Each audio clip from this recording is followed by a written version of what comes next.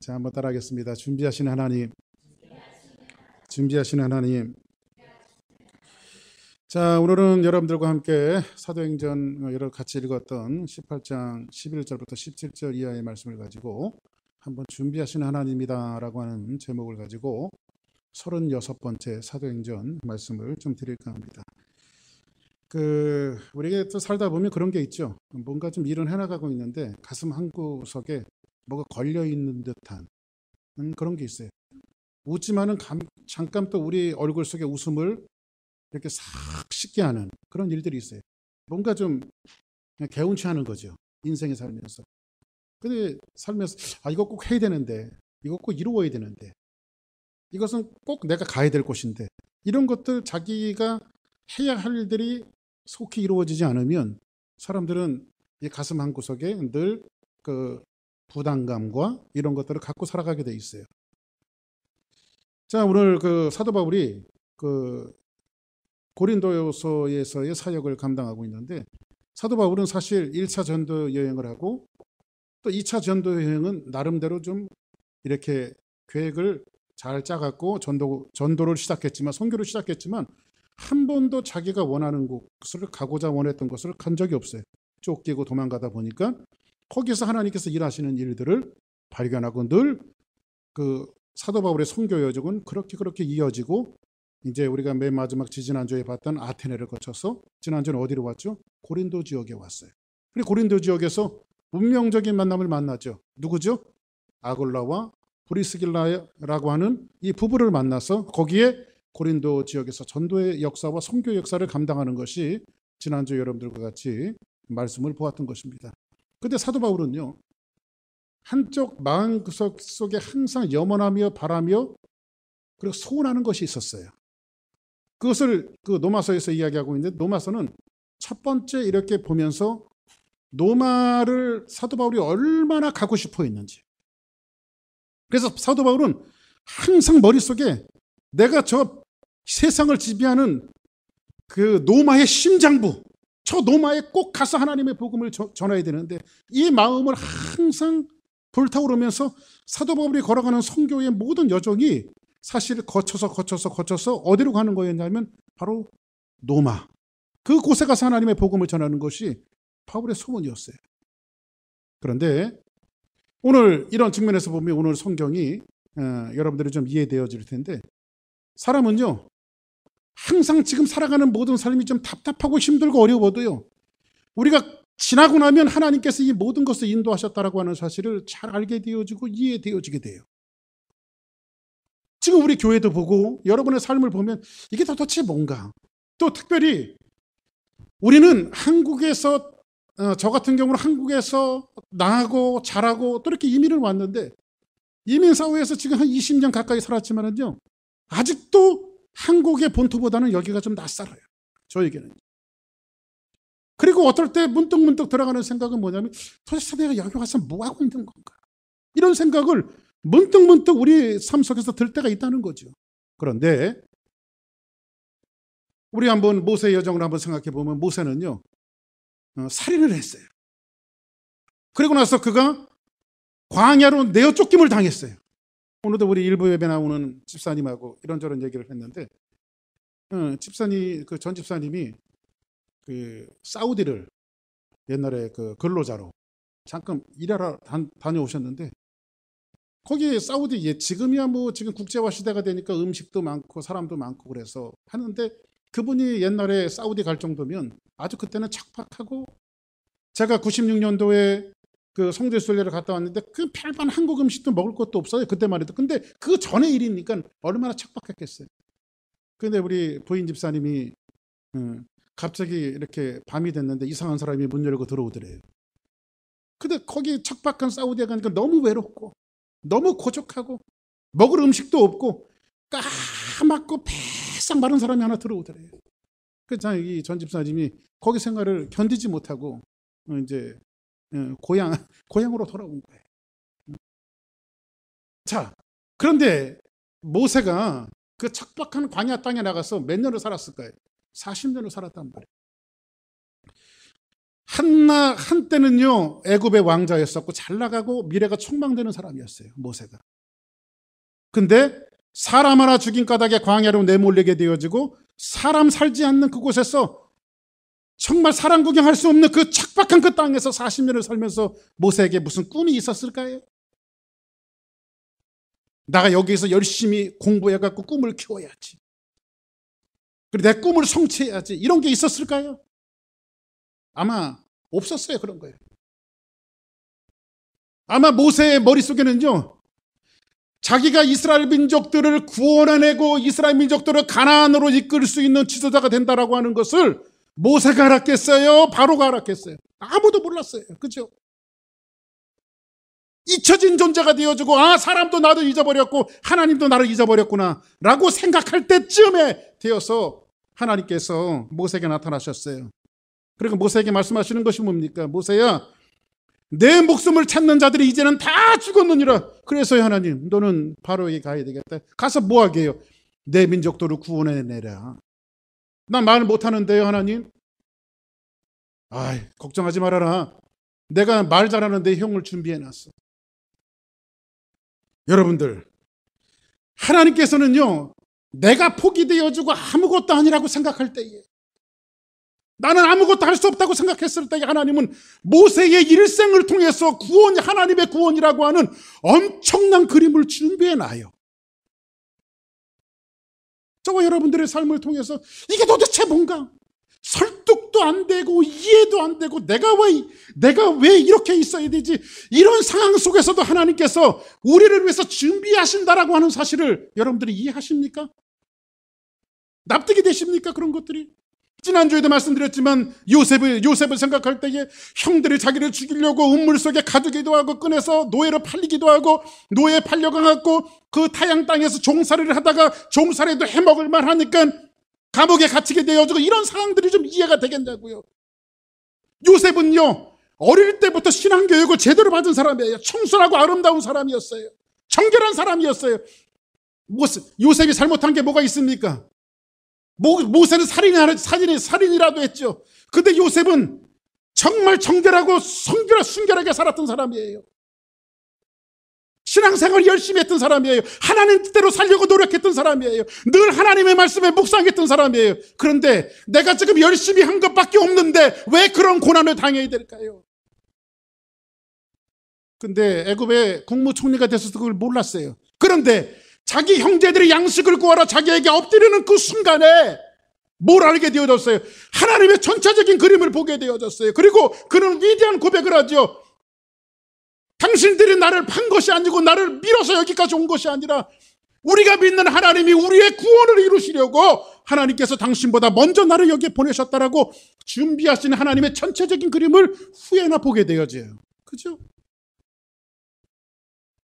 그런 측면에서 하나님은 준비하신 하나님이세요. 자, 지난주에 우리가 사도 바울이 어디에 왔다고요? 고린도 지역에 왔죠. 그리고 고린도에서 이 아주 운명적인 아골라와 브리스길라와의 만남을 통해서 그 지역에 이제 하나님의 복음을 증거하는데, 늘 쫓기다가 어찌된 일인지 고린도 지역에서는요 1년하고도 6개월을 있어요. 여기에서 한번 성경 보실까요? 1년 6개월을 머물며 어디에서? 고린도 지역에서 1년 6개월을 머물며 그들 가운데서 하나님의 말씀을 가르치니라. 그래서 사도 바울은요 1년 6개월쯤 고린도 지역에서 머물면서 늘 고린도 교회도 세우고 하나님의 말씀을 가르치는 일을 누구와 더불어? 자기의 동역자였던 아골라와 브리스길라와 더불어 이 놀라운 사역들을 감당하기 시작해요. 그런데 여기 성경에는 나와 있지 않지만은 역사상에 살펴보면요 절반쯤 되어지는, 사도 바울이 1년 6개월이 있었으니까 절반이 뭐예요? 8개월이죠. 8개월에서 9개월 정도 되는 사이에 그 지역에 뭔가 변화가 일어나요. 어떤 변화가 일어나냐면, 오늘은 좀 난이도가 좀 깊기 때문에 여러분들이 좀 주의를 해서 이 말씀을 들어야 오늘 성경이 이해돼요. 근데 워낙 제가 또 잘 설명해 주니까 여러분들이 잘 이해를 하실 텐데 귀를 열고 잘 들으시기 바랍니다. 자, 고린도에서 얼마나 있어요? 1년 6개월. 근데 거기에서 교회를 세우고 하나님의 말씀을 증거하는 일을 하는데 어떤 변화가 일어나냐면, 한번 그 다음 절 볼까요? 같이 있습니다. 시작.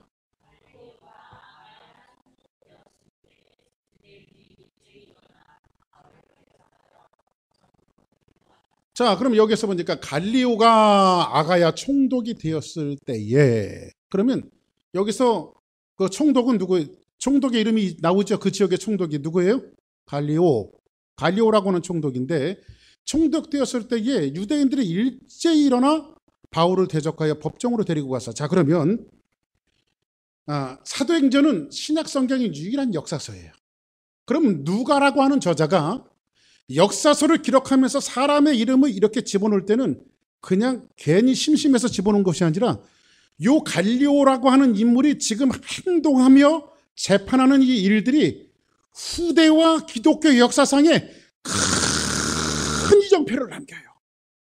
그냥 이정표가 아니라 이거는 큰 이정표를 남겨요. 그래서 갈리오라고 하는 이 총독이 오늘 이 말씀에서 소개되어지고 있는데, 이 갈리오라고 하는 총독이 아가야 지방, 이렇게 말하면 아가야라고 하는 것은 뭐냐면 이런 거예요. 휴스턴이 항구 도시라고 하면 고린도가 항구 도시라고 말했죠. 그러면 휴스턴을 감싸고 있는 텍사스나 뭐 예를 들어 해리스 카운티나 이렇게 지방을 이야기해요. 이렇게 지방을. 한국으로 이야기하면 부산이 있죠. 부산은 항구 도시잖아요. 부산을 감싸고 있는 도가 뭐예요? 경상남도.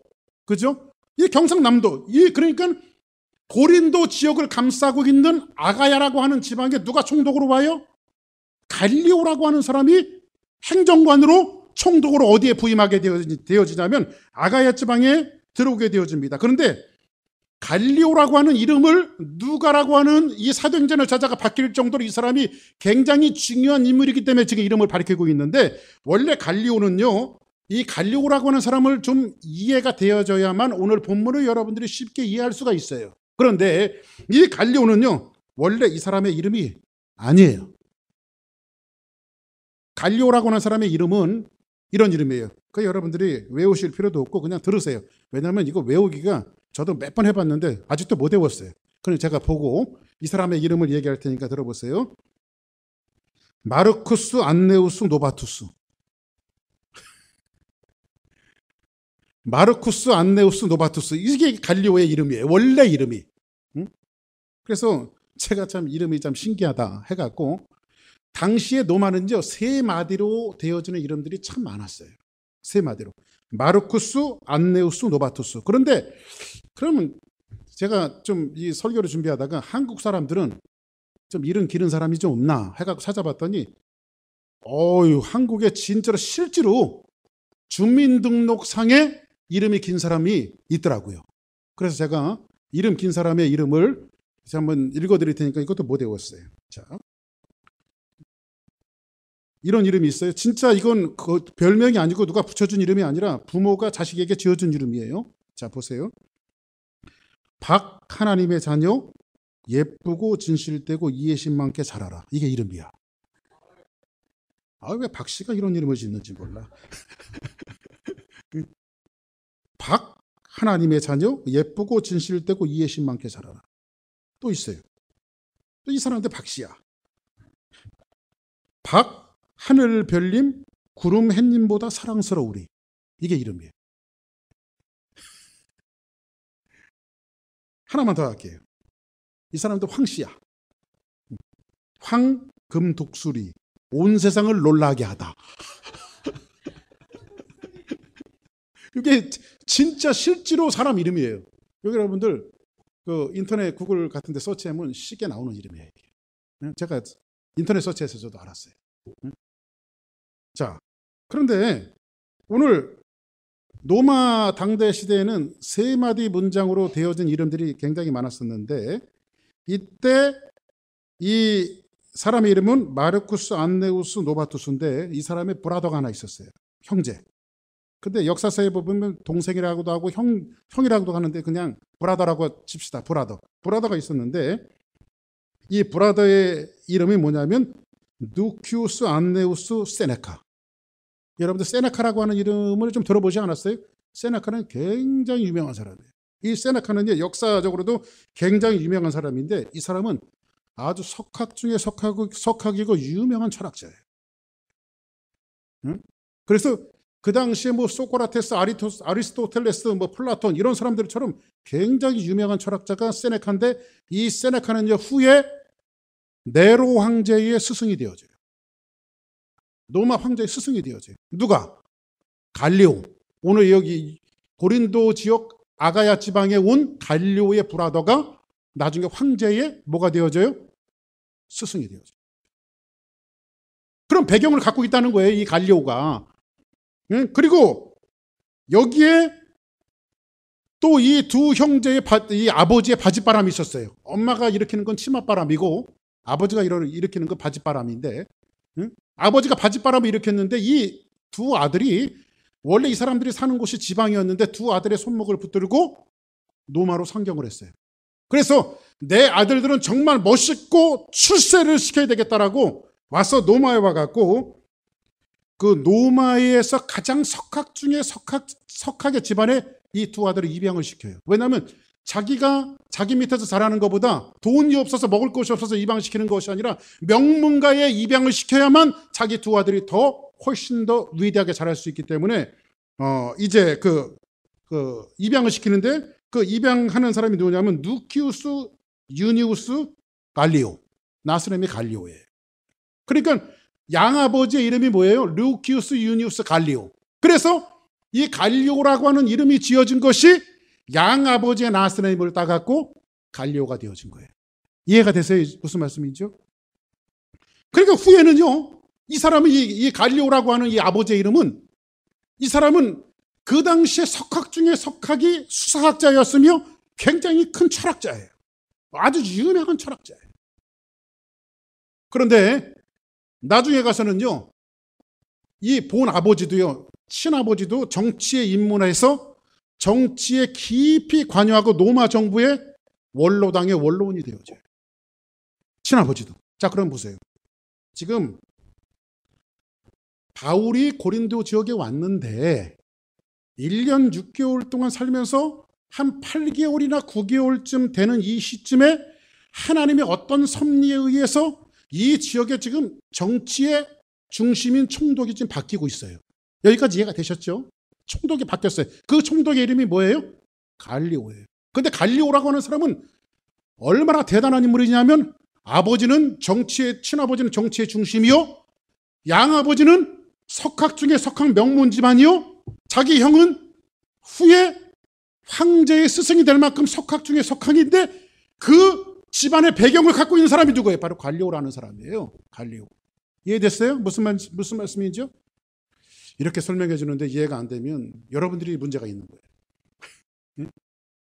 자, 그래서 이 갈리오가 지금 어디에 왔어요? 아가야 지방에 왔는데, 그런데 여기에는 하나님의 섭리가 다 담겨져 있어요. 자, 보세요. 그러면 리더십이 바뀌게 되어지면, 이 아가야 지방의 리더십이 바뀌게 되어지면 많은 민원들이 들어오는 것이 인지상정이죠.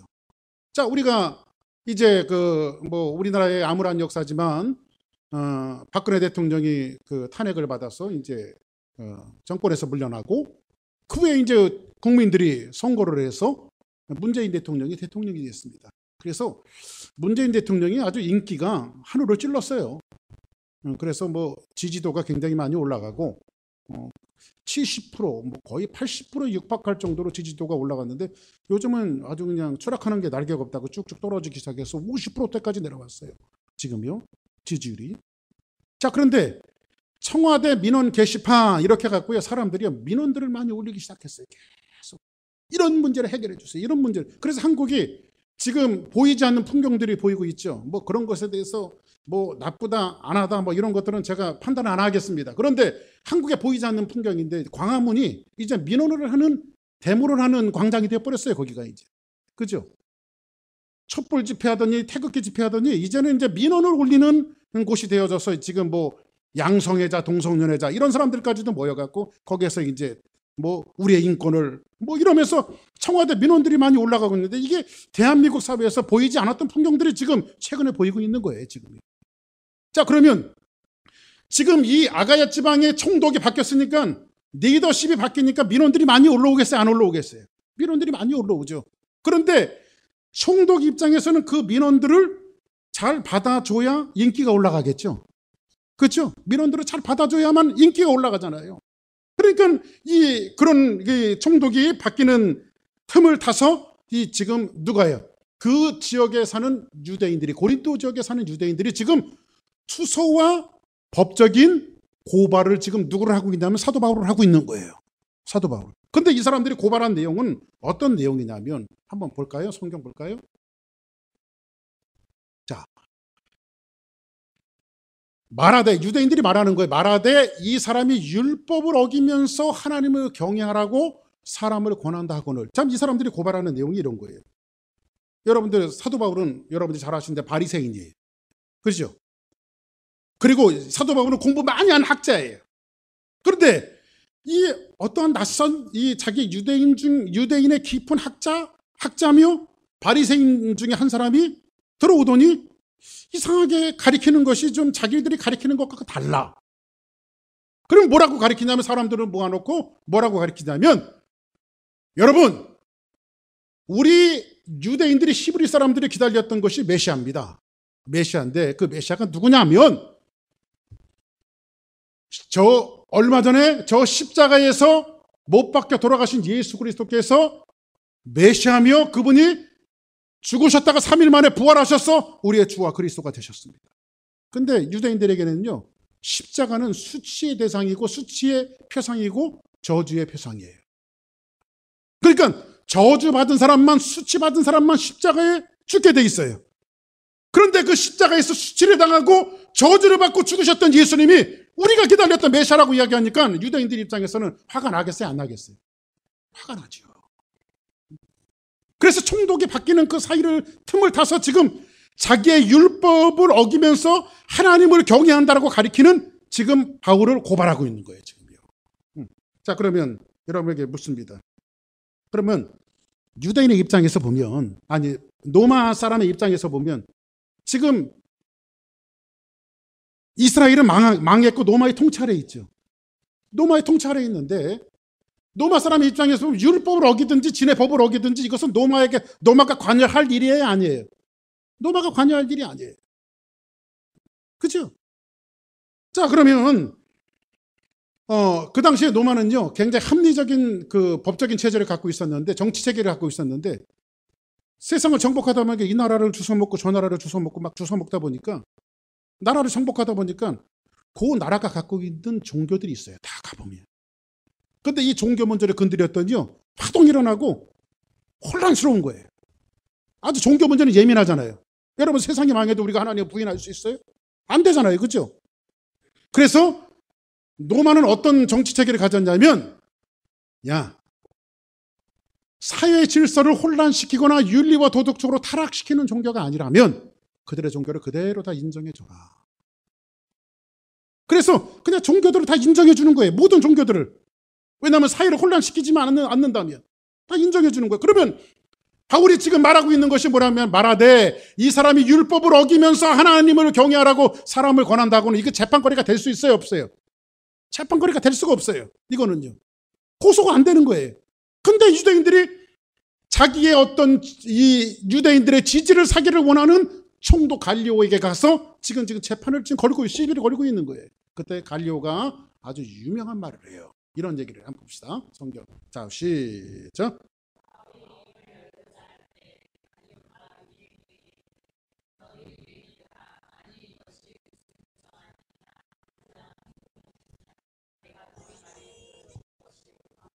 바울이 이제 갈리오가 이렇게 바울이 입을 열고자 할 때 갈리오가 턱 하면서, 야, 바울이, 이 사람이, 너희들이 말하는 고발한 사람이, 이 사람이 부정한 일을 했느냐, 불량한 행동을 했느냐, 사회 질서를 어지럽혔느냐, 내가 보니까 그렇지 않다. 응? 아무 상관이 없다. 그죠? 사회를 혼란시키게 하지 않았어요. 그리고 나서 이제 15절에 보니까 뭐라고 말하죠? 있습니다. 시작.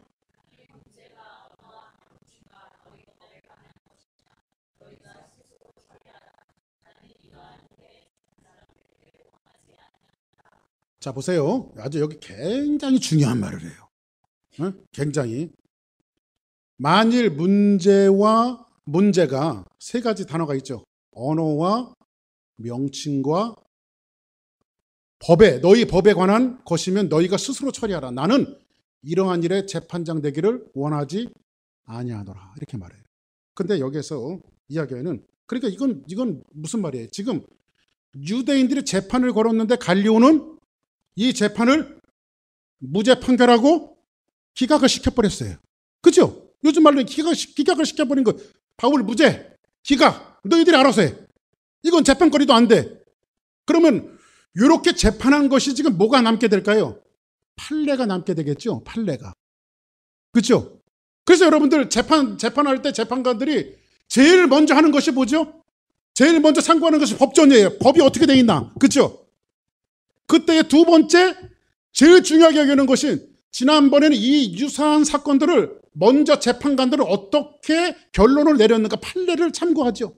그렇죠? 근데 이 사건이 후에 가갖고 엄청난 역사를 일으키고 엄청난 이정표를 남기는데 이거를 갈리오가 알았겠어요? 바울이 알았겠어요? 하나님이 준비하시는 거예요, 이게요.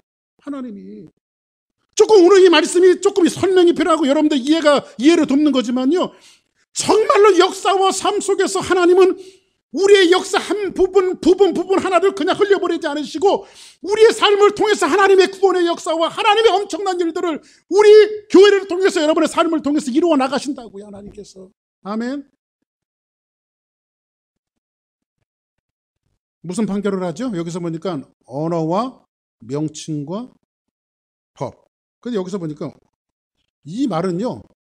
언어와 명칭, 우리가 말하는 언어와 명칭과 법 이렇게 돼 있지만요. 원문에 보면 이렇게 돼 있어요. 언어, 로고스. 언어는 로고스. 명칭은 오노마. 그 다음에 법, 노모스. 이런 단어는요. 배우지 않고 일반 행정가나 지방 총독 정도가 이야기할 수 있는 명칭들이 아니에요. 이건. 갈리오였기 때문에 가능한 거예요. 갈리오의 백그라운드를 어마어마한 백그라운드를 갖고 있어요. 자기 브라더, 자기 양아버지, 자기 친아버지. 그리고 그 집안에서 길리워진 이 갈리오는요. 엄청난 총독이면서도 엄청난 석학 중에 석학이에요. 그런데 여기서 말하는 로고스, 또 그 다음에는 오노마, 그 다음에 노모스, 이런 말은요. 일반 사람들이 쓸 수 있는 용어가 아니에요. 갈리오가 쓴 말이에요. 심오한, 여기는 이 아주 격이 높은 학자들만 쓸 수 있는 용어예요. 이게. 갈리오였기 때문에 가능한 거예요. 자, 그러면 이 재판장에서 나올 수 있는 용어가 이 세 가지 용어가 아닌데 이것은 심오한 철학에 관한 의미를 담고 있는데 갈리오는요. 객관적으로 냉정하게 이 재판을 판결을 내리는데 불법과 부정과 불량한 행동이 아니라고 판례를 남기면서 이것은 귀중한 아주 중요한 관례를 남기게 되어서 하나님은 갈리오라고 하는 이 재판의 판례를 통해서 앞으로 미래의 큰 역사를 하나님께서 남기세요. 그러면 도대체 뭡니까 그게? 이 사건이 후에 어떤 역사가 벌어지는지 아십니까? 이걸 참 그러니까 우리가 역사를 살펴보면요. 이거를 하나님이 주관하시는 일을 갈리오가 알았겠어요. 바울이 알았겠어요. 한번 따라서 합시다. 내가 지금 왜 여기 있는지 나도 모르고 너도 모르지만 하나님은 아신다. 아멘. 우리 삶 속에서 일어나는 이 일들을 우리는 잘 몰라요. 이런 것들이. 근데 여러분들 역사가요. 하나님의 역사는 딱 한 가지예요. 제가 수요일도 말씀드렸지만요. 이 나라가 일어나고 망하고 영국이 일어나고 망하고 노마가 일어나고 망하고 미국이 일어나고 지금 건재하고 있고 세상이 요동치고 막 이렇게 움직이는 이 모든 것들이 역사의 주류인 것 같지만 그러나 그 역사를 통해서 하나님은 딱 한 가지 이루기를 원해요. 그게 뭔지 아십니까? 하나님의 구원의 역사예요. 아멘.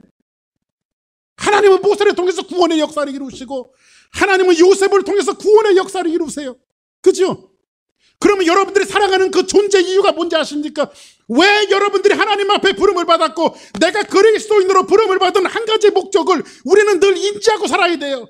여러분이 돈을 버는 것도 하나님의 구원을 위해서 벌어야 되고요. 여러분이 인생을 살아가는 것도 하나님의 구원을 위해서 번다라고 늘 인지하고 살아가야 돼요. 우리가 머릿속에서. 내가 코로 호흡하고 오늘을 살아가는 것이 먹고 살기 위해서 살아가는 것이 아니에요. 이 모든 역사의 하나님의 구원의 역사를 이루어가기 위해서 내가 존재하고 숨쉬고 살아간다는 사실을 우리가 인정하고 고백되어지는 것이 이게 신앙이고 믿음이라고. 근데 이 연사가 언제까지나 이걸 소리 외쳐야 되겠습니까, 여러분들? 개조가 안 됩니까? 이게? 개화가 안 됩니까?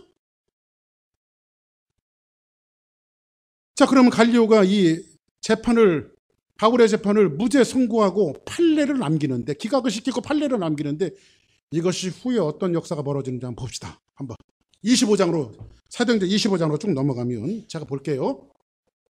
베스도가, 자, 1절에 먼저, 제가 1절부터 줬는데 어떻게 성경이 저렇게 나왔는지 모르겠어요. 자, 1절을 제가 먼저 읽어드릴게요. 베스도가 부임한 지 3일 후에 가이사랴에서 예루살렘으로 올라가니, 그러면 여기 가이사랴의 지방의 총독으로 임한 사람이 누구냐면 베스도예요. 베스도인데, 대제사장들과 유대인 중 높은 사람들이 바울을 고소할세. 그러면 가이사랴 지방에서도 누구를 고소했어요, 지금? 응? 잘 보세요. 지금 가이사랴 지방에서도 지금 누구를 고소했어요? 바울을 고소했어요. 근데 고소한 내용이 뭐냐면, 보다 보세요. 베스도가 그들 가운데, 이제 쭉 내려와서 6절에 보니까, 베스도가 그들 가운데 8일 혹은 10일을 지낸 후 가이사랴로 내려가서 이튿날 재판 자리에 이제 베스도라고 하는 총독이 앉았어요. 앉았는데 바울을 데려오라 이렇게 명을 했어요. 근데 지금 고린도 지역에 있었던 유사한 재판이 또 이루어지는 거예요. 후에 또 이루어지는 거예요. 자, 보세요. 그리고 나서 트가나움에 예루살렘에서 내려온 유대인들이 둘러서서 여러 가지 중대한 사건으로 고발을 했어요, 안 했어요? 유대인들 고발을 하죠. 비슷한 것을 고발하는 거예요. 근데 능히 증거를 댔어요, 못 댔어요? 능히 증거를 대지 못하니 8절 시작.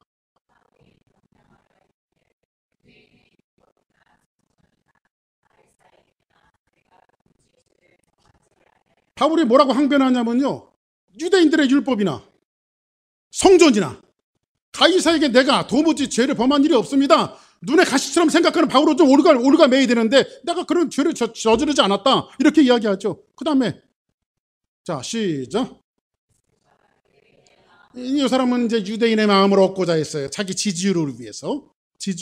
그런데 바울더러 묻되 내가 예루살렘에 올라가서 이 사건에 대해서 내 앞에서 신문을 받으려고 그래? 하면서 이제 뭔가 바울을 좀 올가매려고 지금 하는 그런 제스처를 지금 누가 하고 있어요? 베스도 총독이 유대인의 마음을 얻고자 그렇게 하고 있는 거예요. 그리고 나서 한번 10절 볼까요? 시작.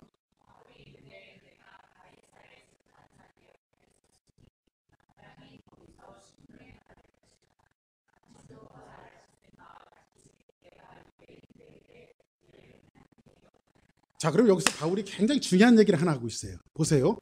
바울이 이르되 내가 가이사의 재판 자리에 섰는데, 가이사의 재판이라고 하는 것은 로마의 황제의 이름으로 이루어지는 모든 재판을 가이사의 재판이라고 해요.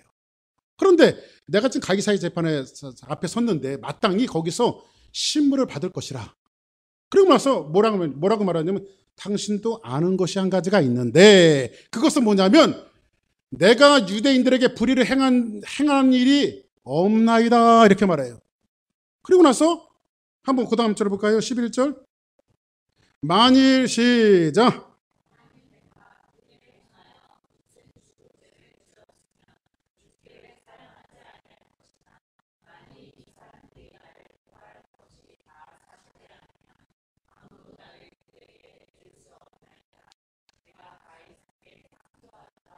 지금 이 성경에서는 정확한 내용을 나타내주고 있지 않지만은 지금 사도 바울은 뭐를 거론하고 있냐면 이와 비슷한 재판이었던 고린도 지역에서의 재판을 지금 거론하고 있는 거예요. 그러면서 뭐라고 말하냐? 만일 내가 불의를 행하였으면, 내가 사회질서를 어지럽혔습니까? 불법을 했습니까? 불의를 저질렀습니까? 저지르지 않았다는 거죠. 만일 이 사람이 나를 고발하는 것이 다 사실이라면 내가 죽겠습니다. 그러나 여기서 그러나 여기서 보니까 다 사실이 아니라면 아무도 나를 그들에게 내어줄 수 없나이다. 그러고 나서 맨 마지막에 내가 누구에게 고발합니다. 상소합니까? 내가 가이사께 상소하나이다. 그 당시에 로마 시민권자는요, 시민권자의 자격은 뭐냐면 황제, 그러니까 황제에게 상소할 수 있는 권한이 다 주어져 있어요. 그러니까 여기서 가이사에게 상소합니다라고 말합니다. 자, 이 말이에요. 바울이 한 말은 뭐냐면, 내가 과거에서도 고린도에서 이 똑같은 재판을 받았는데 그때는 갈리오라고 하는 사람이 무죄 판결을 내렸습니다. 나를 기각시키고. 근데 로마는 똑같은 한 나라인데 갈리오는 이러한 재판을 내리고 왜 당신은 이러한 재판을 내립니까? 똑같은 선례인데. 그러니까 나는 이 문제를 가지고 내가 누구에게 가겠다는 거예요? 지금 가이사 앞에 가겠다는 거예요. 지금 그죠? 가이사 앞에 가겠다는 거예요. 지금 그 얘기를 지금 사도 바울이 하고 있는 거예요. 놀랍게도 고린도 지역에서 무죄 판결을 내렸던 갈리오의 재판이 어디로 향하게 되죠? 로마로 바울의 발걸음이 옮겨지게 되어지는 기폭제가 되어져요. 이야, 근데 나만 감동하는 것 같아.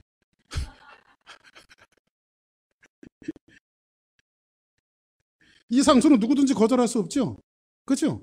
지금 가이사에게 항소하는데. 자, 그러면서 우리 한번 25장 그 다음 절 12절 한번 볼까요? 시작.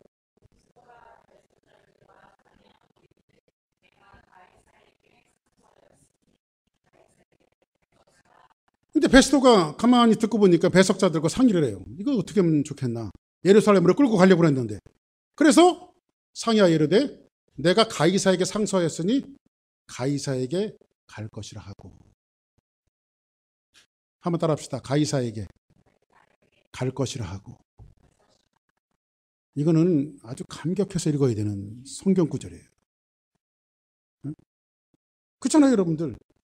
바울 개인적으로 한쪽 마음구석에 어디를 가기를 원했어요? 로마로 가기를 원했잖아요. 그 심장부로 복음을 들고 가기를 원했어요. 그래서 바울은 로마 교회에게 편지를 쓰면서 내가 너에게 가기를 원한다. 자기의 마음에 소원이 있었는데 지금 바울이 지금 어디로 가는 거예요? 자, 이 보세요. 바울이 고린도 지역에 갔을 때 중간쯤 되어서 갈리오라고 하는 총독이 왔어요. 유대인들이 그를 재판에 넘겼어요. 그런데 갈리오는 무죄 판결을 내렸어요. 그죠? 그리고 엄청난 배경을 가진 갈리오가 무죄 판결을 내렸는데 후에 베스도 앞에 유사한 재판을 받아요. 그런데 갈리오가 내렸던 판례가 있기 때문에 베스도도 지금 재판을 중단하고 바울이 가이사에게 항소한 것을 받아들일 수밖에 없는 그 선례를 지금 어디에 오늘 본문이 남기고 있다고. 그래서 오늘 본문이 그래서 중요한 거라고요. 이해되세요? 무슨 말씀인지요? 네? 자, 그런데 이 바울이 그렇게 염원했던 로마로 향하게 되는데 보세요. 로마를 바울이 개인적으로 가려면 얼마나 위험이 많아요. 그리고 로마로 가려면 경비도 많이 들어요. 돈도. 그런데 다 국비로. 응? 무슨 모양은 좀 죄수의 몸이지만, 응? 배를 다 대전해 갖고 로마 돈 세금 거둔 거로 국비를 써서 옆에 로마 병사들 그 경호원까지 대동해 갖고, 응? 지금 복음을 들고 지금 어디로 가는 거예요, 바울이요? 로마로 가는 거예요, 로마로요. 할렐루야. 지금 여러분들 정말 이거는 어메이징한 사건이에요. 어메이징한 사건. 그렇죠? 바울이 염원하고 바랬던 것이 정말 하나님의 섭리 가운데 지금 로마를 향해서 가고 있는 거예요, 지금요. 그래서 이 후에 보니까 사도행전 28장 후반에 보니까 뭐라고 되어 있냐면 한번 볼까요? 28장 16절 시작.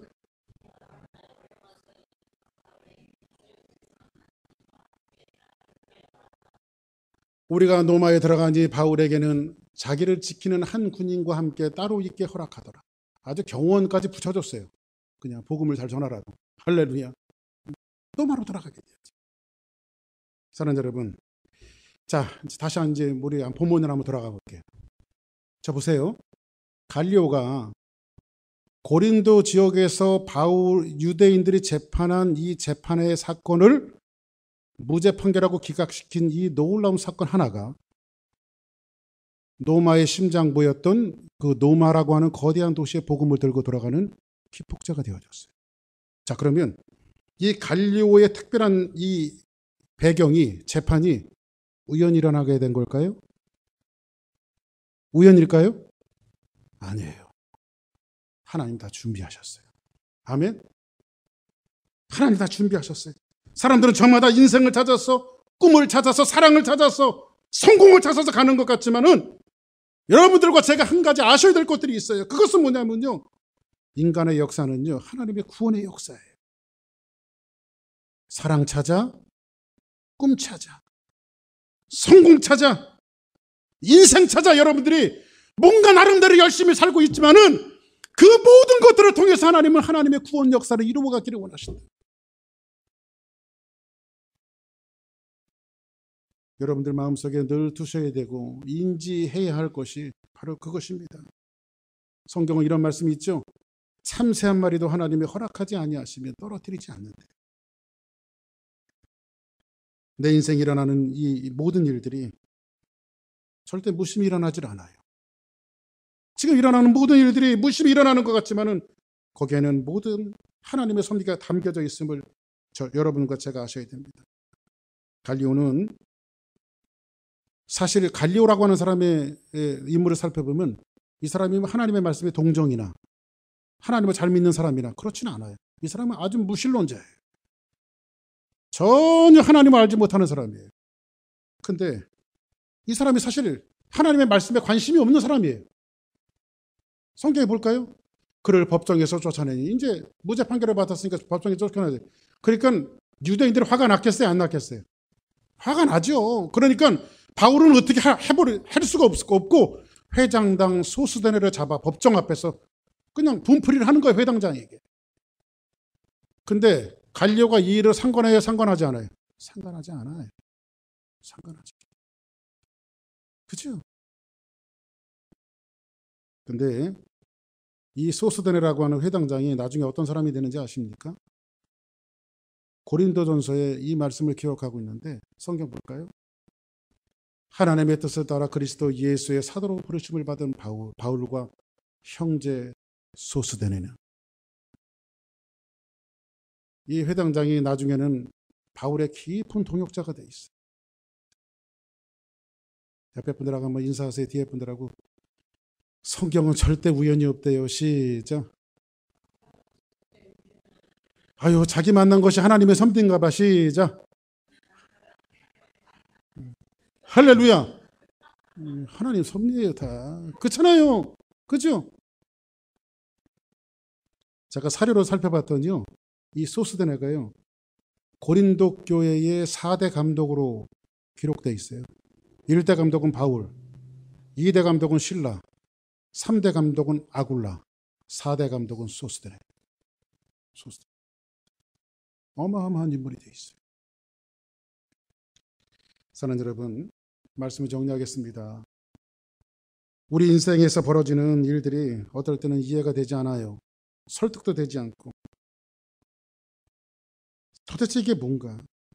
이런 일들이 많이 벌어지지만 그 가운데서도 하나님의 역사, 하나님은 역사의 주관자이며 주체자 되신다는 사실을 우리는 믿고 살아가야 됩니다.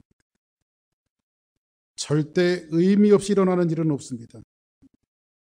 앤드루 머레이라는 사람이 겸손을 이렇게 정의를 했어요. 겸손은 내게 일어나는 일을 이상하게 생각하지 않는 삶의 태도다. 내게 일어나는 모든 일들을 전혀 이상하게 생각하지 않는 삶의 태도가 겸손이래요. 왜 내게 이런 일이, 나 착하게 살아온 것밖에 없는데 왜 이런 일을 당하지? 나보다 변변찮게 안 믿는 사람들도 아무 사고가 없는데 왜 나만 교통사고 당하지? 근데 이런 것들을 이상하게 생각하지 않는 삶의 태도를 가지는 것이 겸손이래요. 우리는 그때마다 뭘 생각해야 될까요? 하나님께서 뭔가 준비하고 계시구나. 이 고난과 어려움을 통해서 뭔가 하나님께서 준비하고 계시구나. 이 슬픔과 좌절과 고통을 통해서 하나님께서 다 이러한 모든 과정을 겪게 하시는 것은 다 이유가 있어. 모세도 그러했던 것처럼, 요셉도 그러했던 것처럼, 그리고 이러한 역사를 통해서 하나님은 하나님의 구원을 이루어 가실 거야. 그리고 우리의 믿음은 이것이 있습니다. 내 삶이 때로는 눈물이 나고 내 삶 속에서 때로는 좌절과 실망이 있지만은, 그러나 하나님은 선하시다. 내가 믿는 하나님은 선하시다. 절대로 나를 낭떠러지게 밀어내실 리가 없다. 이 일들을 통해서 하나님은 엄청난 구원의 역사를 준비하고 있다라고 믿고 살아가는 것이 신앙인들의 모습이라. 이 믿음 붙들고 여러분들이 또 교회 문을 나가는 그 순간 속에 이해되지 않는 일들이 닥쳐오더라도 그것을 넉넉히 이기고 나갈 수 있는, 그리고 하나님은 선하시며 구원의 역사를 이루신다라고 하는 사실을 여러분들이 믿고 나갈 수 있는 놀라운 신앙인의 모습을 갖고 살아가는 우리 주사랑 성도들이 되기를 주 이름으로 축원합니다.